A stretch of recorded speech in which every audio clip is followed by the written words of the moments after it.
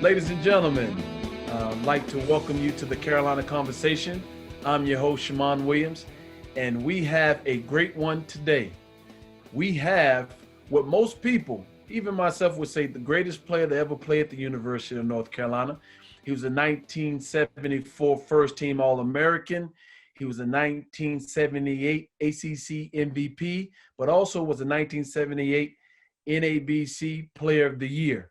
He went on to be the NBA's Rookie of the Year and second team All-NBA following. But more importantly, he was one of our greats at the University of North Carolina. We have none other than the great Phil Ford. How you doing, Coach? All right, man. It's good to see you, Shammond. Proud Man, of you. oh man, well I appreciate it. I appreciate it, Coach. I appreciate it. You had a great part in who Shammond Williams is, but more importantly, you had a great part of what Carolina basketball is. You were a staple to the community. You were a staple to the institution, and you really catapulted the institution with the help of none other than the great Dean Smith. But you really changed the trajectory of the institution. So, how are you doing? How are I'm things doing going great, forward? man. I'm doing great. This COVID 30, and I put on about 30 pounds sitting on my couch from March to August, not doing anything, but starting to get out doing a few more things now, golfing a little bit, going over some buddies' houses. It's all good. This too shall pass. Yes, sir. Yes, sir. You're absolutely right. You're absolutely right. It is an interesting point in time for us as a people, and Yeah. having to find new things. We're having given time to reflect on a lot of things and finding ways to make ourselves more productive and to grow. So Yeah. it's great. It's great to see that you're able to get back into the things that you were doing previously. Yeah. But we want to go back in time. We want to go Okay. back in time, man, and we want to start with, my first question to you, Coach, is, being a highly recruited individual, what made you go to the University of North Carolina? Well, as you know, Shammond, you and I talking about North Carolina is always going to be a little prejudice involved because, that's where we went and that's where we chose. Yes, sir. But, I grew up kind of a Carolina fan because Okay. when I was in the 6th, 7th, and 8th grade, when Charlie Scott was playing at North Carolina, Charlie Scott was the first African-American to play at a predominantly white university below the Mason-Dixon line. Right. And at that time, I was going to all African-American junior high and elementary school. So all of the little guys at my elementary and junior high school was going to be the next Charlie Scott. All of us were going to go to Carolina and play basketball for Coach Smith. So I kind of grew up being a Carolina fan. But after meeting Coach Smith and the type of person that he was and visiting Carolina and the campus and the players that I would be playing with, it was just a no-brainer for me. And, everybody, Carolina's not for everyone. Everyone may not have enjoyed Carolina the way that I did, but I just think academically, athletically, socially, as a student athlete, it fit everything that I was looking for. Mm-hmm, mm-hmm. Mm-hmm. So coming into North Carolina as that freshman, but a highly regarded freshman, Mm-hmm. what was some of the toughest thing that you had to deal with to acclimate yourself to the game of basketball? Because That's a great. the North Carolina environment and what Coach Smith stood for. So, ingratiating yourself and being a great player, then being put back on that totem pole. What was the most difficult thing for you? Well, number one, when coming from Rocky Mount, and Rocky Mount is a lot smaller than Greenville. So, it was one high school in my city. And, when you get every step up, the players are a little bit better. Right. I get to Carolina, there's a guy named Walter Davis there who's taller than me, bigger than me, stronger than me, faster than me, quicker than me, and jump higher than me. And he's bigger. And usually if a guy was bigger than me, I was a lot quicker, a lot faster. But, he had the same skills that I had. So, you have to get used to playing against a pretty good player, almost every game. And that's the main thing. And practices, at Carolina, as you know, all of the practices are timed, and everybody pays attention, and there's no taking any play off. You practice and you may be on the weak side, not involved with the play. Coach Smith will call you out, man, because you think you don't have anything to do with the play, but you just as wrong on the weak side. So Right. you just have to get used to the talent and the increased intensity. Those were two big things, and with me, I wanted to do so well because that was my dream school. In my first couple of games at North Carolina, I was playing so bad that this one sports writer wrote that this Ford is an Edsel, and an Edsel was a terrible car, like a lemon of a car. So, right. But luckily, I got better as the season went on, and was able to have a pretty decent freshman year. We didn't win it all, didn't get to the Final Four like you guys did all the time, but we had a good year. That's awesome. That's awesome. That's awesome.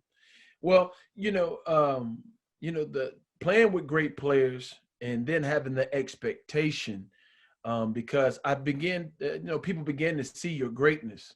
Maybe they didn't see it your freshman year, but they begin to see how great of a basketball player you were. How was it having that,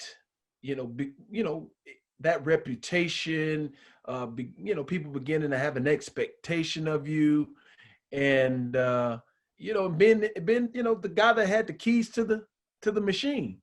Well, number one, people ask me, Shammond, and it's a question for you to think about too. What makes you successful at Carolina? And I say I don't know what makes you successful, but I do believe a selfish person would have a hard time at North Carolina. Yes. I don't think that you would be able to be happy, actually, not only on the basketball court, but even off the basketball court, the way that the guys get along as a team and like a family. I think it would be hard to be selfish. And, at North Carolina, we were blessed to play with really good players. Mm-hmm. One player may get a lot of publicity, but at North Carolina, it takes all five on the court at one time to be successful, because it's just a matter of things we do offensively and defensively. Right. The way we change defenses, the way, we run plays, as we don't even have a call. It depends on which way the point guard goes, right. or whether he stands still. You remember stay, right. Yes, so it's you don't do it by yourself at North Carolina. And like I said, I don't think anybody that goes to North Carolina can believe that it's just you alone out there on the court. It's five guys out there on the court and the whole team. So you're right. never alone. Right. Yes, sir. Well, this is probably a more humorous question, because you did such a great job with it, and people always joke and say, well, every time I see you and I introduce somebody, or I see you, I say, now that's the man that's responsible for the shot clock in college basketball right there. Tell us about the four corners, man. Okay. Tell us about the four corners. All right. Shammond, obviously, number one, Four Corners was in North Carolina before I got there and after I left. And actually, I think the game that really got people to thinking about the shot clock, I don't think I was even at school. I think it was the Carolina-Virginia game with Ralph Sampson, and I think we had MJ and Stick, Worthy, Jimmy Black, Matt Doherty. I think it was that game where we played Four Corners a lot of the game. And the reason we played Four Corners a lot of that game, because they had Sampson and they were back in the zone. Right. And we were up. So why would we attack that zone with him back there? And with us, just because we see zones, we don't necessarily start bombing threes unless, right. like you had a light. And but if we could get inside and get an easy shot against the zone, we wanted to take an easy shot against the zone. Right. But I think that's the game that that got people to thinking about the shot clock. But honestly, in order for the Four Corners to work, you had to have five very good ball handlers on the court. Mm-hmm. Because if everybody wasn't a very good ball handler, the defense would probably just funnel the ball to that person. Right. You had to have five very good free throw shooters on the court that could hit free throws in tough situations. You know, I mean, up one, tied. You know, not a lot of time to play. Right. And then you had to have 5 pretty good defenders, because the way it worked is people thought that we were stalling. And, you know, if we were up, I would just hold the ball out if you wouldn't come out defensively and chase us. But if Right. we came out and chased us, you know, I was looking to run some time off the clock, but we were looking to get a backdoor layup. I was looking to take you on a drive. We weren't going to take a jump shot. The only person that could take like a 2 or 3 foot shot was Walter Davis, because his touch was such like, you know, Right. you probably would have been, with your skills, you probably would have been one of the very few guys that could have taken a jumper, you know, when we were in 4 corners. But not many guys we were going to take a jumper because we didn't need to. Right. Right. So after we ran some time off the clock and, you know, got a score, free throw, a layup or whatever, the other team would usually come down and out of frustration, take a quick bad shot. Right. And it was very important, you know, for you to not give them an easy one and for everybody to block out and get the rebound. And usually then we come down and do it all over again. And usually we get up 7 or 8 points. And back then, 7 or 8 points was usually the game. But, you know, that was something that Coach Smith used to our advantage. We practiced on it a lot. When you were there with the shot clock, we didn't practice on it as much. But we had a semi-form of it, but nothing like we did when I was in school. Right. Now, running and being the head of that 4 corners coach, did you ever get tired? No, that's something, Shammond. I can't believe that, because I can't walk up my stairs at my apartment right now. Man, I could play 40 minutes. My sister and I laugh about that all the time. I could play 40 minutes and not get tired. You know, it's amazing, man. Yeah. Right. Right. And see, when you guys came through, we didn't run as much after practice. When I was there, we ran a lot after practice, and the reason Coach Smith cut that out is he found out that we were all saving some. You know, we didn't practice as hard as we could have, you know, because we knew after practice, when he said everybody on the line, it could be for a while, or it could be very short. You just never knew. You know, it all depends on what mood he was in. Right. So when he found out that, he started telling us that we have a good practice and practice hard, we won't run after practice. So by the time you got there, we practiced hard all the time. Yeah, he had mastered it. Hey, but you had laid the groundwork. You laid the groundwork for it. Oh yeah, everybody knew, boy, when he said on that line. Every year I was in school, one person fell out and had to go to the hospital. They had to go put that fluid and stuff in the ambulance had to come and get them, man. Had to put that fluid in their vein. I'm telling you, that line could be detrimental to your health.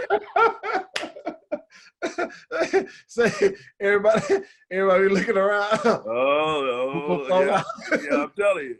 Like I said, it could be 5 minutes or an hour. You know, you just never knew. No question, man. No question. Now being from Rocky Mount and then being such an integral part of the University of North Carolina's success, in 1978, you were named the NABC Player of the Year. How did that feel? Because, like you said, coming from Rocky Mount, small city, you know, I know what your family's background and what your parents meant to you. Being named NABC Player of the Year, you know, how did that feel, Coach? Well, you know, it's a great honor. It really is to be named any National Player of the Year, or to be named in the conversation as the greatest. You know, I always tell people, you know, people always talk about the greatest of all time. You know, to me, the honor isn't necessarily being named the greatest of all time. I think the honor is just being in the conversation. You know, because, you know, you think like Wilt's going to have his guys. MJ is going to have his guys. Right. You know, I'm an MJ guy. I think he's the greatest of all time. You know, Russell, you know, Abdul going to have his guys. So just to be in the conversation is the honor. But it was a great honor. But those were things that when I went to Carolina were never goals of mine. You know, I tell Joel all the time, you know, I'll give him, he can have my number up in the rafters if he gives me his national championship, you know. And that's how we think at North Carolina. You know, that's the most important thing. But I knew I wouldn't have been named National Player of the Year without those guys I played with at Carolina. And it was just something that I always cherished.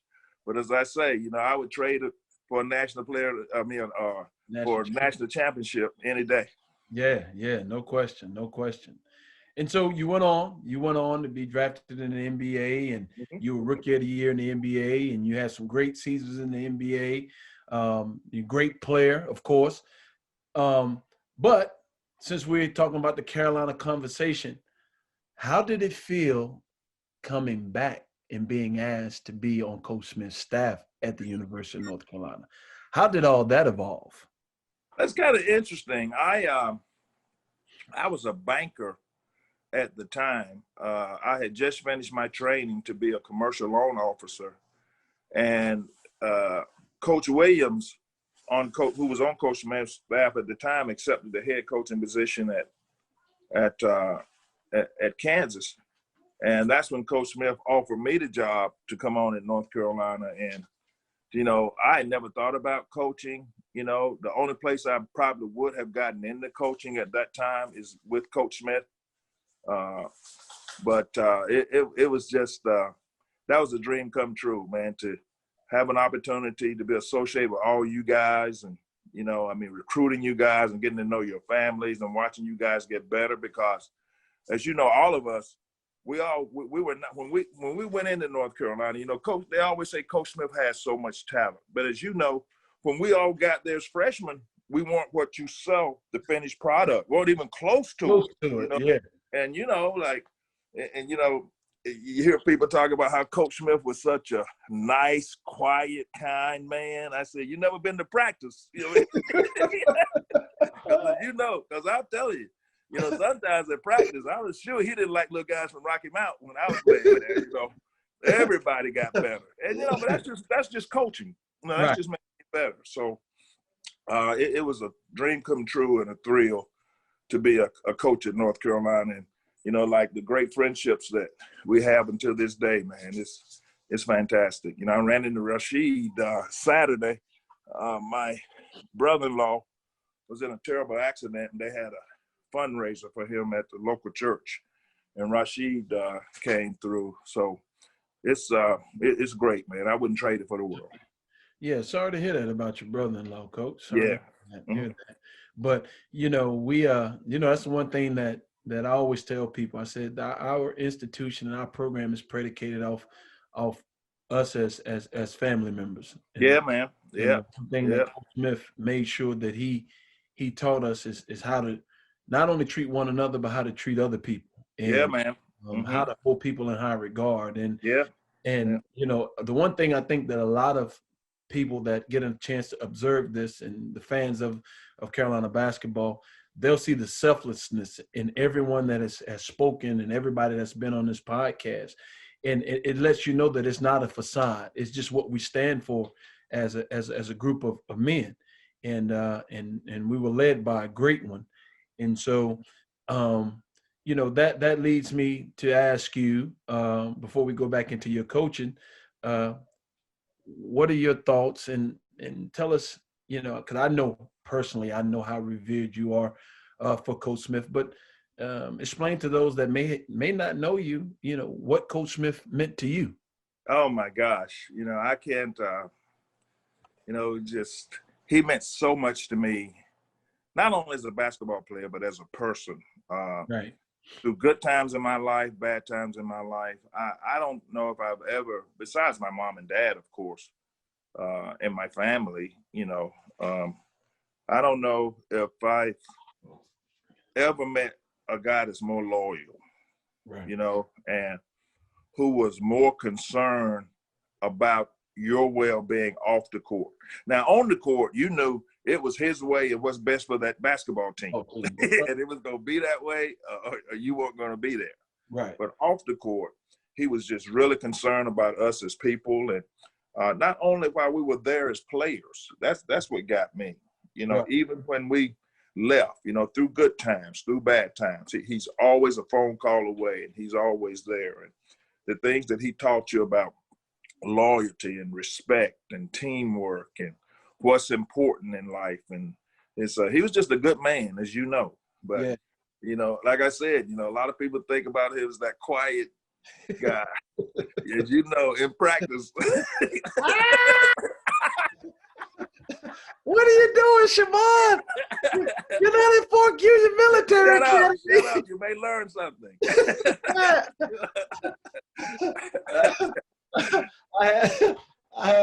We all been there, boy. Oh, man, what? Hey. And then every year you sit there and you're like, okay, it's going to be him this year. You can tell it's going to be him. It's going to be him this year. Oh, man. But we all got better, though. Oh, man. What are you talking about, man? It's interesting because now when I reflect myself and being in coaching and having aspiration to get back into coaching, you know, everything that I've done and everything that I want to do is predicated off of Coach Smith. Mm-hmm. And a lot of things you did not know, you know, why he was doing it, that he was doing. And it's not, it's not the basketball.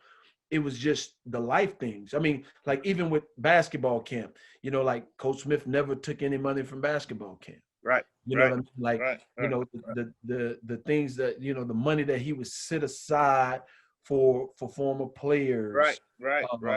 You know, just, you know, just making sure, like, you know, when we were there as freshmen, anytime anybody came in that gym that played at the University of North Carolina or was a manager, he made sure that we went and introduced ourselves.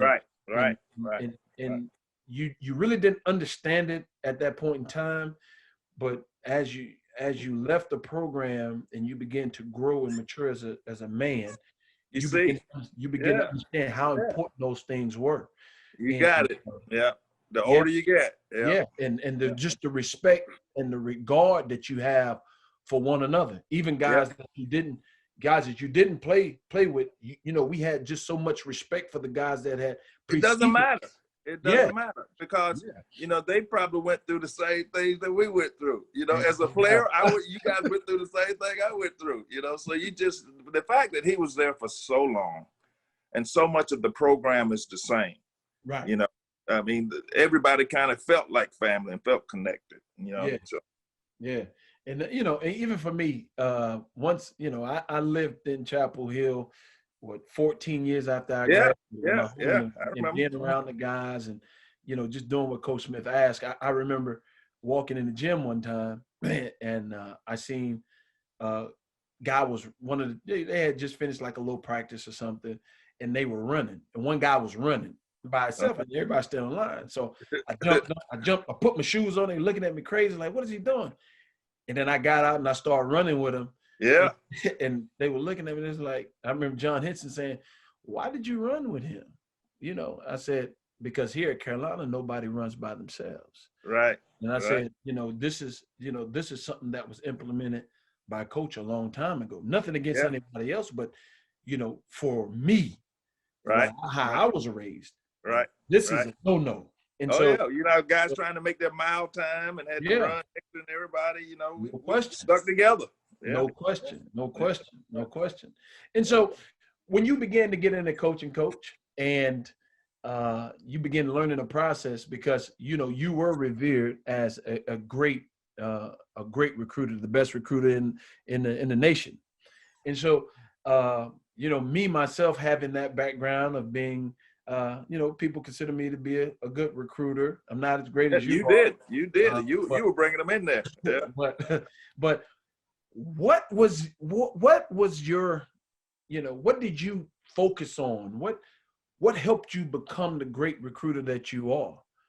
Well, as much as we would like to take credit, the head coach is the one that's going to finalize the deal. No question. You know, you can keep the game going, but he's going to have to, you know, say game over. And, you know, I mean, with Coach Smith, you know, I mean, I had an advantage over everybody else with him. Right. And also the guys that we had in North Carolina, you know, all you guys you guys love Carolina, man. The only thing I had to do, if I could get a guy on campus and say, hang out with these guys, you know, if he wanted to come, you know, if he was one of you guys, you know, he would come. If he wasn't, like I said, if he was selfish or wanted some other things that we weren't going to do, Right. he wasn't going to come to North Carolina. But if he knew that he was going to have an opportunity to be on a great, great team, and the one thing about Carolina, well, we don't care who you were, whether you came to North Carolina or not, one guy wasn't going to make that much of a difference. We were going to be pretty good with the players we had there already, Right. So, I don't think it was anything I did. I just talk about how much I love Carolina and what Coach Carolina meant to me is, when I recruited you, I never told you that this is the only place. I told you why I like Carolina. I told you why I think you would be a great player at North Carolina because, I first of all, I was just so impressed with how hard you worked as a young kid. I never met a kid like that, like you. I never met a kid that would wake up at 12 o'clock in the night and want to go over and shoot. Wake the manager, get the manager to be calling me, Coach Ford, can you believe what he did? I said, well, if he wants to go, you got to go in the gym for him. So, I mean, players like that, how can you not, succeed? So it wasn't anything I did, trust me. I mean, I think us, Duke, Kentucky, we're going to always be in there for the best players, just because of the programs that we had. And the way that we have the program is through all of the players that we've had to come through our programs for years. We're what you call a blue blood, and that has its advantages and its disadvantages. We lose 2 games. Everything's all out of whack.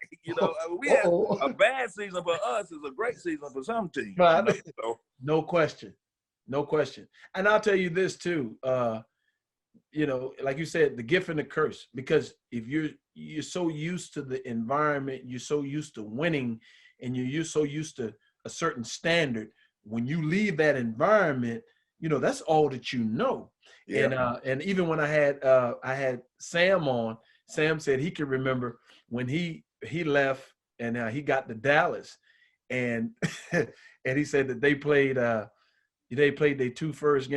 first 2 games and they went 0-2. And you know how reserved he is. He said he walked in the locker room. He said, I don't know what came over me, but I just said, come on, guys. Like, man, we done lost 2 games straight and everybody just in here just kicking it. And as a rookie in the NBA, he didn't know 82 is a long ways to go, bro. Ease up, Sam. Because we lost 2 games, especially in a row at Carolina. The sky is falling. Yeah. You're exactly spot on. That's exactly what he said. He said that some guy said, "Oh, Rook, sit down, man. We got 78 more games to play, man." I said, "Hey, Sam, you got that standard." And like so wise for me, when I got into coaching, you begin to look at things and you have that standard that and it's like, wait a minute, like this, this ain't what I'm used to, and this is, maybe you have your personal things, but maybe we can try a different way to get to where we're trying to get to, because there's a certain way that you do certain things to achieve it. Yeah, and the thing is, it's hard to take shortcuts to me. There you go. I mean, I think you have to go through the growing pains. You think about it. I think about like Coach K at Duke, who I think is one of the greatest coaches ever. He's our rival, but you have to. He is what he is. He almost got fired. He almost got fired at Duke. Yeah. Mm-hmm. Coach Smith, who I think is the greatest coach ever in any sport, almost got fired at North Carolina.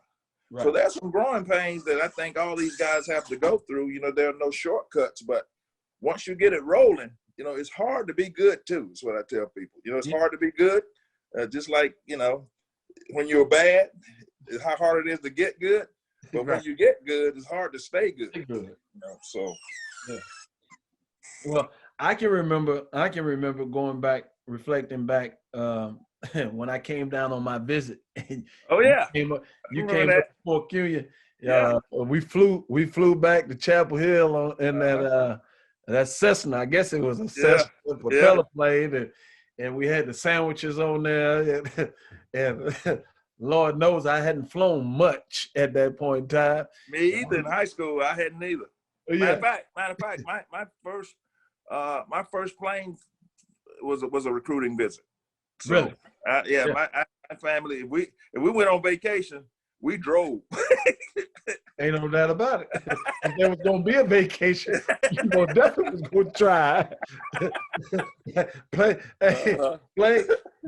Plane was when you go out to Kansas and you look on the field. That was the plane right there. That's right. It wasn't gonna be no airplane. It was gonna be the planes. The plane. You got that right. But yeah, man, I remember going on that visit, man, and I remember just making sure, you know, you were talking to me, and I made sure I stayed focused on you the whole time. The Lord knows I didn't want to look out that window. Who was your host? My host was Larry. Larry Okay. and Jeff. And Yeah. Larry and Jeff. Because Larry was from Fork Union. Right, exactly. And from South Carolina. And then Jeff and I, we knew each other. So right. yeah, we had a great time. And I tell you, you know, like, you know, you guys did a great job with my mama, Pam. Y'all did a great job with Pam. Because Pam was a good girl. That's my girl, boy. I love me some Pam now. Yeah. Good people. Good people. I love her now. At that time, boy, it was a war going on. Cause she was like, you know, you going to Carolina? And I was like, Mama, there's parts of this thing that you don't understand. There's some players there that play the same position that I play. And usually when you play the same position as somebody, you don't get to play. I mean, I had played behind Merle Cole my whole life. And nobody had ever put me on the floor with him. Right. Since I was 1 year younger than him, I always had to play behind me. He's a great basketball player. Yeah, that's the Clemson guy, right? Yeah. And so it was like, this don't look right, Mom. This is not going to be right. But I tell you, my mama pretty much, you know, she ran everybody off. She ran Kentucky off. Eddie Fogler told me, hey, I played for the best. You should go play for the best as well. And so, you know, really, I mean, I wanted to go to college. And so it turned out the only scholarship I really had left was Carolina. Everybody had really ran me off. And so, you know, coming to Carolina and you know, I didn't know Coach Smith. You know, I wasn't a basketball, you know, savant at that point in time. You know, I did know Clemson because I'm from South Carolina. I knew Clemson, then I knew South Carolina. But I vividly remember when Coach Eric told me that Coach Smith wanted to meet me, I had no idea who he was. Right. And going in that room and you know, he offered me a scholarship on site. You know, I didn't know how. I didn't know the prestige of it. I didn't. Right. And then coming down there for Midnight Madness and being around the guys and having conversations and watching how everything worked. And, you know, I knew B. Reese because he went to high school with my cousin in New York, you know. So, you know, I began to say, hey, you know what, this may not be so bad. But, you know, the one thing that I was really reserved about was, you know, was I going to get an opportunity to play? You know? Right. Coach Smith said that I would play. He said, Shammond, if you come to North Carolina, you will play as a freshman. You will play. What I didn't know, Coach, was how many minutes I was going to play. Right. So he didn't lie. He didn't lie. Right. But he told me the truth. So, you know. I always tell people, if you can shoot or you can rebound, you're going to play. People will find a spot for you to play. If you can do those two things, and you know, the way you could stroke it, man. Yeah. And you know, I remember Coach, I remember you guys, I'm going to tell you, funny.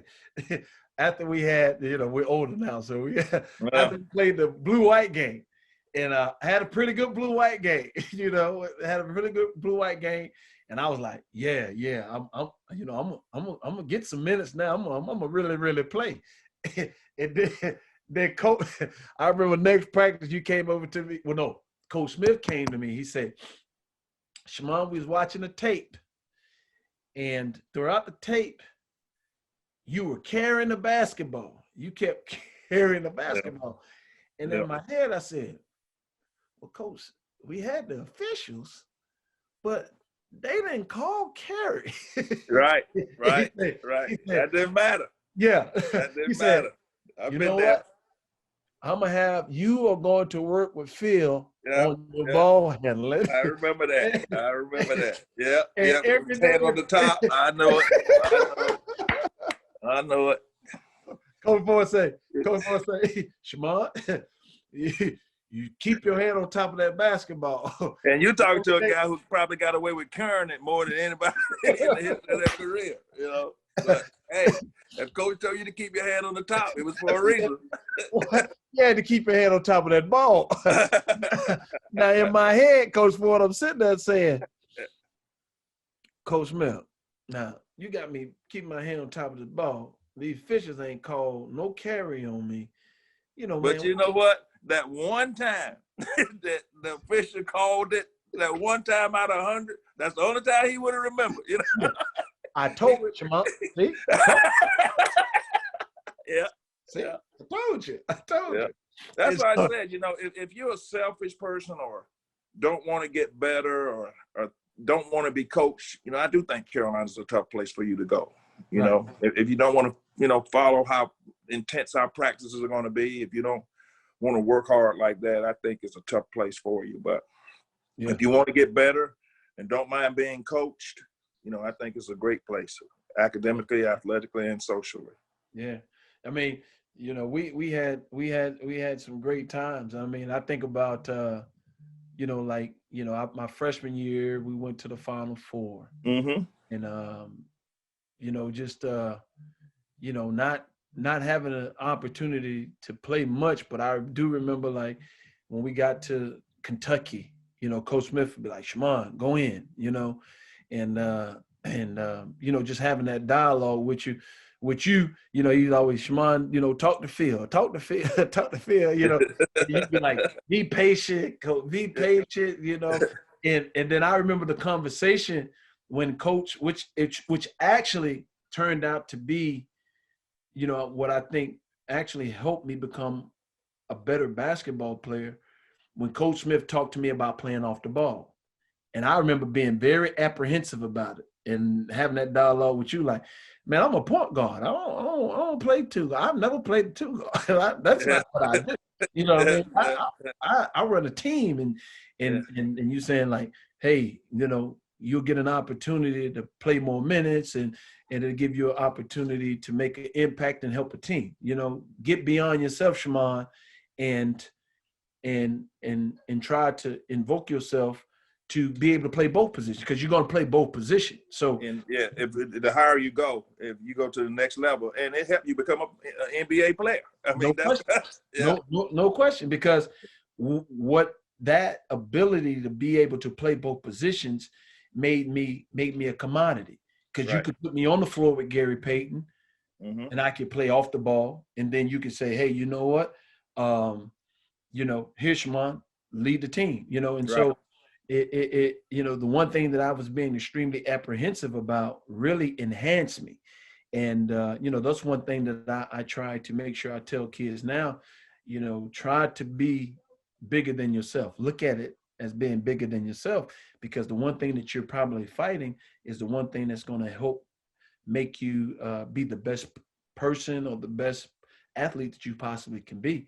And so, you know, I remember having those conversations, and really it helped me a great deal, because I went from, you know, like, a lot of times when you're playing the point guard position, you're playing with a two guard, and you'd be like, man, look, I'm gonna hit you with the pass. You know, when I was a two, I would be like, this is what he want me to look, because that's what I want. Right. So, you know, but that's just part of being coached, man. That, to me, that's part of being coached. That's part of accepting coaching, you know, accepting advice, accepting things that may be a little better that you never thought about. And, you know, luckily at North Carolina, you know, all of the guys that we've ever had that played there, you know, were that way. Yes, sir. Yeah. I remember I remember my freshman year, because me and Rasheed, I guess they put me, me and Rasheed were like this, but Yeah, I man, I guess remember.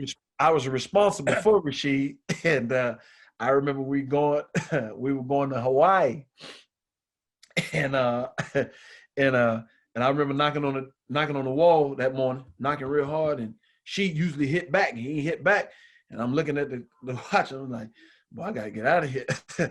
And so I remember getting on the bus, and you saying, where's Rasheed? And I said, Coach, I knocked on the window, I knocked on the wall, he ain't answer, so I don't know. And like Coach Smith being punctual, Yeah. we took off. And so Yeah. we went to the airport. We took the flight. I guess she was late, whatever. So he took the next flight or whenever he got in. So I remember we got to Hawaii and we practiced.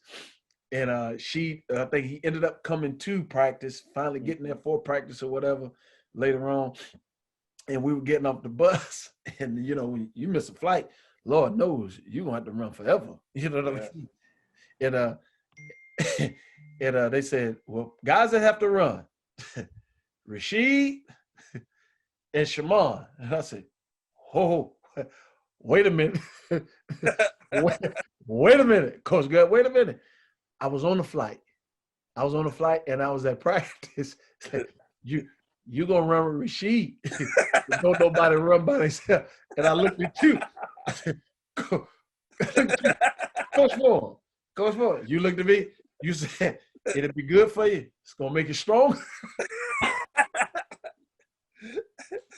And Rasheed won't be running by himself. He will not be running by himself. I said, boy, I was. We gotta keep. Let's try to keep that thing happy now. Yeah, I was hot with you. I said, Coach Ford, now, hey, because anytime that we had, we had many discrepancies. There weren't going to be any discrepancies because it's going to be Coach Smith way. But right. you were our bridge. I know it. Yeah.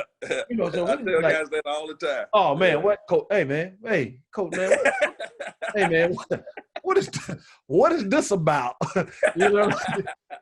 Now being a coach, you understand how you have to, especially when you were, Hollywood. Hey man, look like I used to tell you guys, it's honor among thieves, man. I've been there. Look, I gotta have something to work with though. Yeah, you gotta be able to play both of them sides. Yeah. Hey, listen, man. Hey, listen. Hey, Shammond, dribble this ball with your hand on top of it. If you want to play, I'm telling you. Yeah, we're gonna do it. We're gonna practice it enough till it becomes a habit. But you're gonna do this. Yeah. So we got to have that shot. We got to have you out here.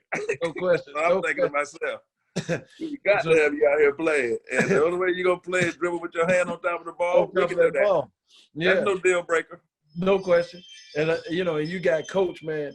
I remember, because I had problems with turnovers. Yeah. I remember like Shammond, you can't turn the ball over like that. I'd be like, that's one thing as a guard at Carolina. If you were a big guy, you kind of had a little more leeway, but as a guard, yeah. And I remember you. I guess it was you and Coach. Y'all got it together. Y'all said, Coach come to me. He said, Shammond, yeah, it had to be you and him because he said I talked with Phil and this is what we come up with. You get one free turnover. You get one free turnover. You don't have to worry about that one free turnover. But after that one free turnover, you turn that basketball all over. He said, yeah. And I remember you saying, well, Shammond, you got that one free turnover.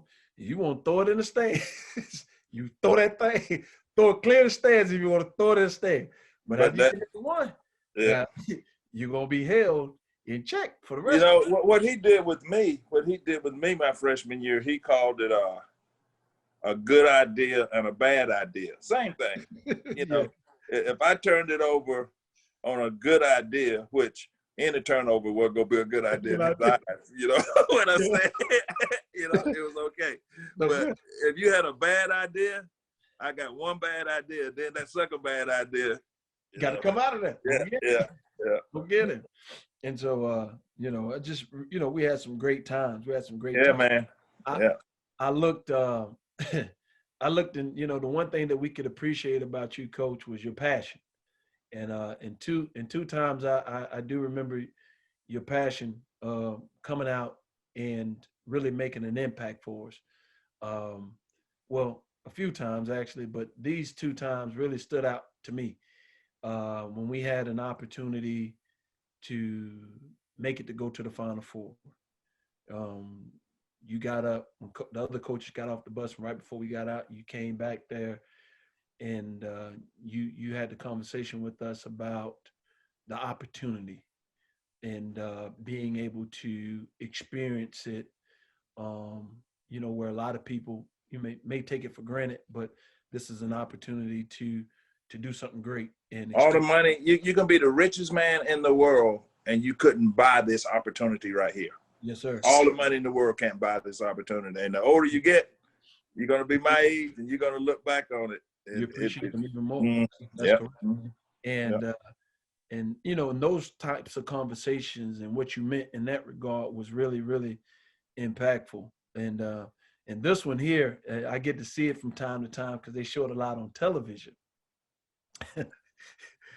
We're at Georgia Tech my senior year, and it ends up being a triple overtime game, and I have the basketball in my hand with a few seconds left.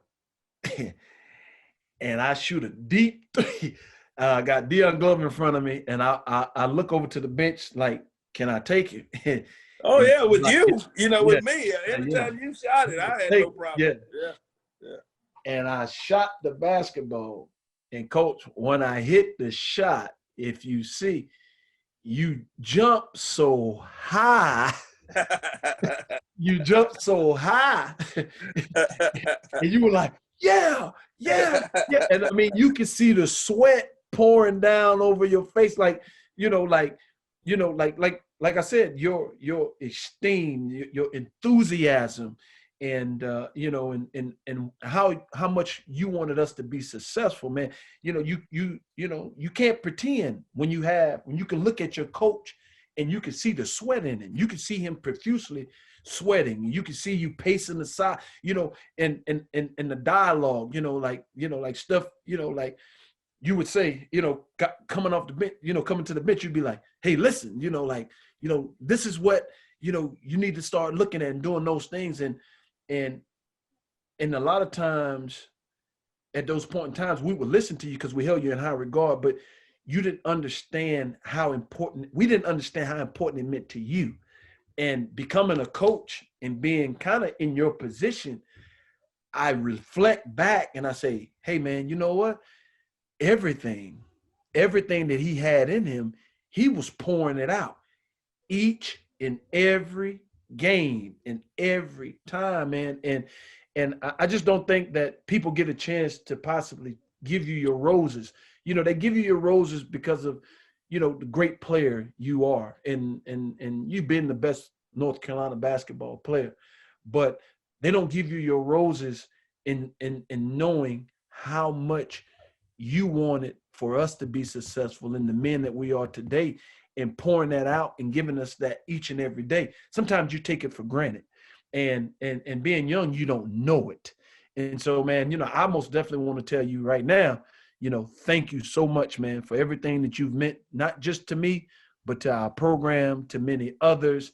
And you've been a great example. And I try to emulate you in making sure that I give that enthusiasm. I give everything that I have to these kids, because, the one thing that you really do appreciate when those kids call you, when those kids see you, and they, like you said, they just hold you in high regard because they know what you meant to them. You know what I mean? And I think that part of Field 4, a lot of people don't get to know. They don't get to see. And most definitely, you probably don't, guys don't get a chance to tell you how appreciative they are. And so for those that haven't, I'm going to say it for everyone. Coach, I appreciate everything, man. Every bit of time, the enthusiasm, the support, the hard times, the good times. and I just, you know, there's nothing I wouldn't do for you. There's nothing I Well, wouldn't same do. here, man. That's often nice of you to say, but you know, all you guys are like little brothers to me. You know, just Right. like I was a little brother to Charlie Scott. No And I question. remember, you know, George Carr, and you know, Yeah. I just wanted you guys to succeed. You know, we all love North Carolina. We all love being a basketball player at the University of North Carolina. You know, I mean, just the interest in the sport at that school. You know, just playing for a blue blood, and you know, just to see you guys successful made me happy. And you know, we had some pretty good runs, you know, while you were there, you know. So, you know, we had some good times, and we have these memories too. So, Yes, sir. like you say, we all stay close. We all a family. Yes, like sir. when I saw your name pop up yesterday, I didn't know what it was. You know, I didn't know Yeah. what I was having. I didn't know whether I was driving down to Greenville or driving wherever it was. I just know if you needed something, I was there. No question. And that's, you know, and that's how we are. Like, even, you know, like, even now, like in Greenville, coach, I tell, you know, I've met so many alums, and how I usually meet the alums, coach. Some people say it could be dangerous, but I see the insignia on their car. Or Oh yeah, I I always go Tar Heels. Yeah, if I see somebody with a hat on, I see somebody with a shirt on. Yeah. Hey, coach, I pull them over. I don't do that. Yeah. Hey, I you're pull gonna them get over. shot. Hey, these days of time, you better be careful, boy. Hey, I make sure I put the blue out. I put my little blue out. So, you know, a lot of times they be like, oh, that's, you know, and so to be honest, coach, we have a contingent here in Greenville. We probably have about 40 people that I've gotten together, to Tar Heel alums. And, cool. You guys watch games together and stuff? Yes, sir. Yes, sir. Oh, we cool. watch. We have little things together, and I try to make sure that they understand that we are a family. Yeah. And you know, and it's no different like when Mitchell came down here to do his shoot. You know. Yeah. Hey, man, come on, I got you. I'm gonna take care of you.